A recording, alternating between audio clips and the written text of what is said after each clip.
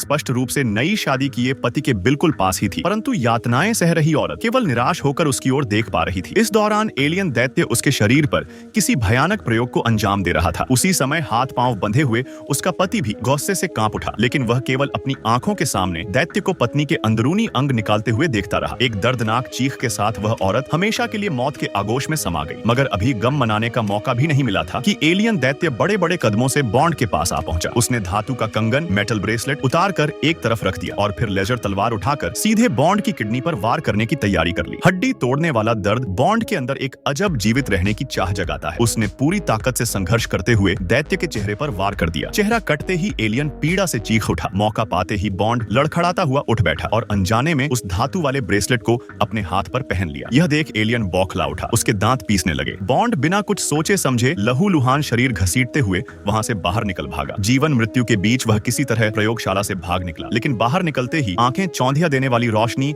और तेज चक्कर ने उसे बेहोश कर दिया। काफी समय बाद बॉन्ड होश में आया तो पाया कि वह एक सुनसान रेगिस्तानी इलाके गोबी डेजर्ट में पड़ा हुआ है। पेट का घाव और हाथ पर बंधा रहस्यमयी ब्रेसलेट देखकर बॉन्ड बेहद हक्का बक्का रह गया। वह अभी अभी घटित भीषण हादसे को पूरी तरह भूल चुका था। उसने स्वाभाविक रूप से पत्थर उठाकर ब्रेसलेट तोड़ने की कोशिश की, लेकिन चाहे जितना भी जोर लगाया वह टूटने का नाम ही नहीं ले रहा था। तभी अचानक पीछे से घोड़ों की टाप सुनाई दी। 3 इनामी शिकारी काउबॉय के वेश में उसे घेर लेते हैं। उनकी काठी पर इंसानों की खाल और स्कैल्प, खोपड़ी की चमड़ी लटकी हुई थी। बॉन्ड की घबराई शक्ल और चुप्पी देखकर उन्होंने उसे जेल से भागा हुआ कैदी समझ लिया और तय किया कि उसका स्कैल्प काटकर इनाम ले जाएंगे। लेकिन वे अंदाजा भी नहीं लगा सके कि बॉन्ड भले ही अपनी याददाश्त खो चुका हो, उसकी लड़ाई की कला अब भी जरा भी कम नहीं हुई थी। कुछ ही पलों में उसने सभी बाउंटी हंटर्स को मार गिराया। एक साथी ने गोली चलाई, मगर पास होने की वजह से वह चूक गया और खुद ही मारा गया। बॉन्ड ने सभी का अंत कर उनके कपड़े पहने और घोड़े पर सवार होकर एक अनजान कस्बे में पहुंच गया। वहां उसने सोचा पहले बार में जाकर थोड़ा पी लूं और आराम करूं, लेकिन जैसे ही वह बैठा एक खूबसूरत औरत उससे बात करने आ गई। वह उसकी ओर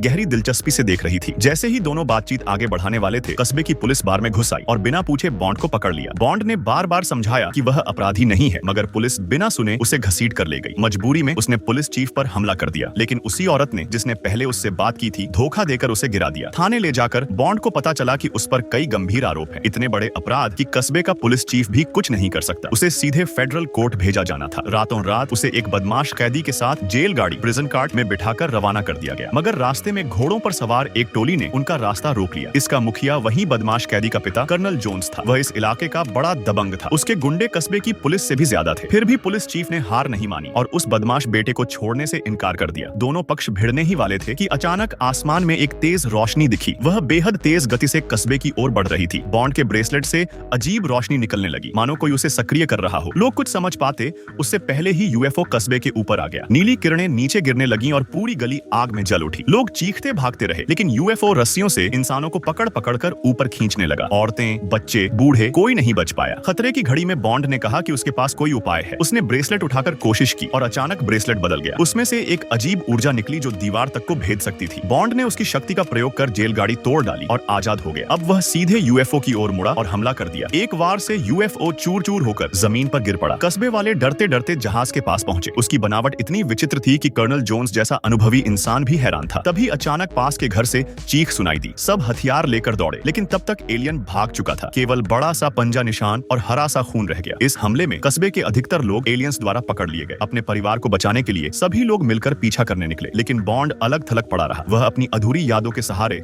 अपने पुराने घर पहुंच गया। जैसे ही दरवाजा खोला, उसे अपने अतीत की कुछ झलकियां याद आने लगी। उसे याद आया कि एक दिन वह कुछ सोने के सिक्के लाया था और पत्नी के साथ इस बंजर जमीन से दूर जाकर अमीर जिंदगी बिताना चाहता था। लेकिन अचानक ही सिक्के पिघलने लगे और तेज रोशनी बिखेरने लगे। छत टूटकर खुली और चमकती हुई जंजीरें उसकी पत्नी को खींच कर ले गई। बॉन्ड भी पकड़ा गया और प्रयोगशाला पहुंचा दिया गया। वहीं उसने अपनी पत्नी को दर्दनाक मौत मरते देखा। भले ही वह ब्रेसलेट पहनकर भाग निकला, लेकिन एलियंस अब भी इंसानों का अपहरण कर रहे थे। अब बॉन्ड ने कसम खा ली कि वह बदला लेगा। वह भी लोगों के साथ मिलकर एलियन के छोड़े हुए निशानों का पीछा करने निकल पड़ा। लेकिन पीछा करना आसान नहीं था, क्योंकि मूसलाधार बारिश में एलियन के पैरों के निशान मिट चुके थे कि अब जबरदस्त लड़ाई होगी। लेकिन तभी उनके लीडर ने बॉन्ड को देखकर कहा, बॉस बॉस, ये तो आप हो। हालांकि बॉन्ड को कुछ याद नहीं आया, लेकिन जब उसने उन्हें अपना बॉस कहते सुना तो उसने तुरंत सख्ती से व्यवहार किया और कहा कि वह सबको लेकर फिर से डकैतों के अड्डे पर लौटना चाहता है। असल में वह मौका पाकर पुराने गुर्गों को अपने साथ मिलाना चाहता था। मगर उसके दूसरे नंबर के साथी ने आरोप लगाया कि बॉन्ड ने एक औरत की वजह से सबका सोना चुरा लिया था। अब उसका सामने आना खुद अपने मौत को बुलाने जैसा था। वह सोच रहा था कि बॉन्ड की टोली में मौजूद एला ही उसी की गद्दारी का कारण है, इसलिए उसने आदेश दिया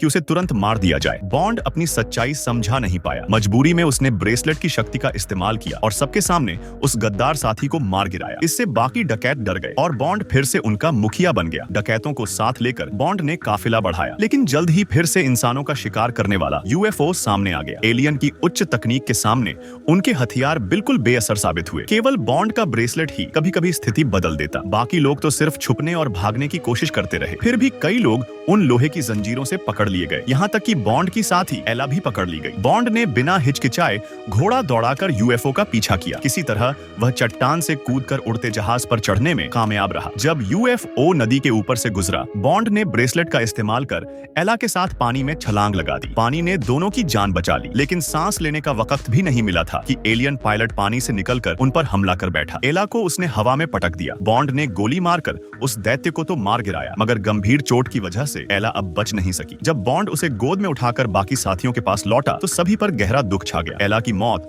बॉन्ड के लिए असहनीय थी। इसी दौरान एक आदिवासी कबीला वहां आ पहुंचा और सबको घेर लिया। असल में एलियंस ने उनके भी कई लोगों को उठा लिया था। वे सोच रहे थे कि बॉन्ड और उसके लोग ही इन राक्षसों को यहाँ लाए हैं। उन्होंने फैसला किया कि इन सबको सजा दी जाएगी। उन्होंने एला के शव को आग में डालकर पापों को जलाने की रस्म शुरू की, मगर उसी पल चमत्कार हुआ। आग की लपटों से नग्न अवस्था में एला फिर से जन्म लेकर बाहर आई। उसकी निर्मल त्वचा देखकर सभी आदिवासी स्तब्ध रह गए। केवल बॉन्ड ने होश संभाला और तुरंत उसे कपड़े पहनाए। एला ने खुलासा किया कि वह इंसान नहीं बल्कि एक एलियन है, लेकिन उसका कबीला भी उन्हीं दैत्यों का शिकार हुआ है। वह पृथ्वी पर सिर्फ अपने मारे गए परिवार का बदला लेने आई थी। एला ने बताया कि जो दैत्य अब तक दिखे हैं वे सिर्फ अग्रदूत स्कॉट्स थे। जैसे ही वे इंसानों की कमजोरी का पता लगा लेंगे तो पूरी फौज आकर सोने के भंडार पर कब्जा कर लेगी। इस तबाही को रोकने का एक ही रास्ता है, उनका गुप्त ठिकाना ढूंढना और नष्ट करना, और यह रास्ता केवल बॉन्ड ही जानता था। बॉन्ड की यादें ताजा करने के लिए आदिवासियों ने एक खास औषधि पिलाई। वाकई उसमें असर हुआ और बॉन्ड को ठिकाने की जगह याद आ गई। वे तुरंत एक छोटी टोली लेकर दुश्मन पर धावा बोलने निकल पड़े। योजना थी बारूद से उनके चौकी वॉच टावर को उड़ाना। बॉन्ड ने ठंडे दिमाग से फ्यूज जलाया और बम फेंक दिया। फिर सब नीचे कूदकर सुरक्षित जगह छुप गए, लेकिन एलियन अचानक जमीन के भीतर से निकल आए। भारी लड़ाई छिड़ गई। कर्नल जोन्स और उसके लोग डट कर लड़े। आदिवासी भी कमजोर हथियारों के बावजूद जमकर भिड़े। इस बीच बॉन्ड और एला गुप्त सुरंग से अंदर दाखिल हो गए। अंदर एलियन सोना निकालने के लिए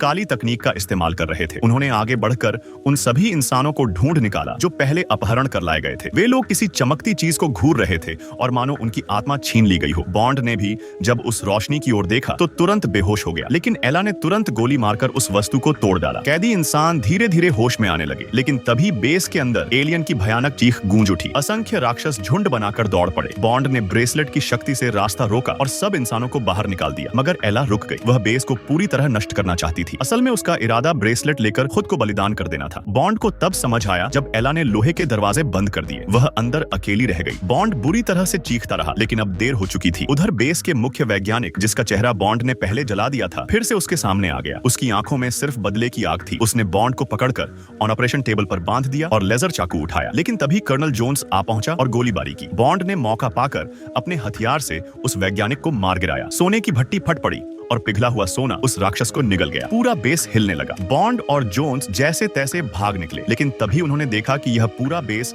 असल में एक विशाल यूएफओ था। अब वह उठकर भागने लगा, मगर एलियंस को पता भी नहीं चला कि एला पहले ही जहाज के कोर में पहुंच चुकी थी। उसने ब्रेसलेट को सक्रिय करके खुद को विस्फोट में झोंक दिया। यूएफओ चूर चूर हो गया। सोना मानो बारिश की तरह आसमान से बरसने लगा। गांव वाले बचकर अपने परिवारों से मिल गए। सोना इकट्ठा करके सभी सुखी जीवन जीने लगे, लेकिन बॉन्ड, जो हमेशा अकेला रहा, फिर से अपने सफर पर निकल पड़ा।